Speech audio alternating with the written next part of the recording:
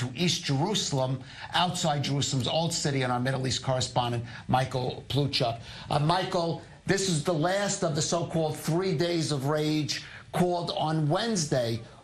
What are we looking forward now to the coming days? Are we likely going to see more demonstrations, or are things going to perhaps quiet down a little after today?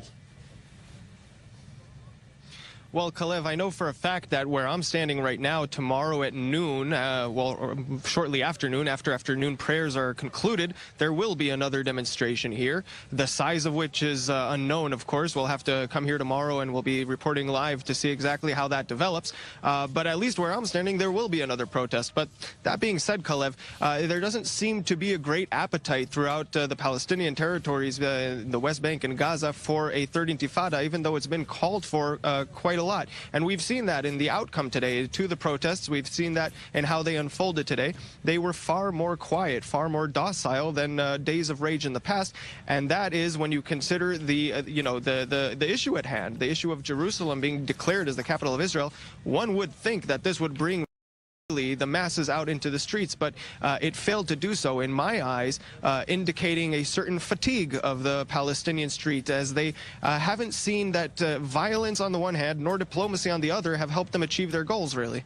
And Michael, how is that more docile version of a day of rage and the Palestinian officials' response saying they will no longer cooperate with the United States as a mediator resonating in the Palestinian leadership? We can see that on the streets among the people. It's not really taking its toll as it has in the past.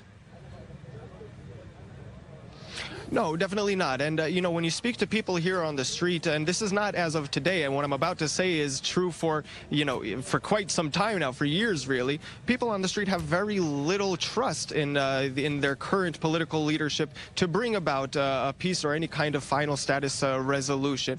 And because they've seen it go on for so long with no real tangible results in the end, the narrative on the Palestinian street has then become that, the United States has never been an honest broker of this deal to begin with, not in the days of Trump, surely, and not with previous presidents ahead of time. If you speak to an ordinary Palestinian here, he will tell you United States has always been somewhat biased towards Israel, and some will take that to further extremes and some less so. But that is the general consensus when you speak to people, so there's nothing really new here, but Trump's announcement simply verifies or validates for these people, for the most part, what they already think.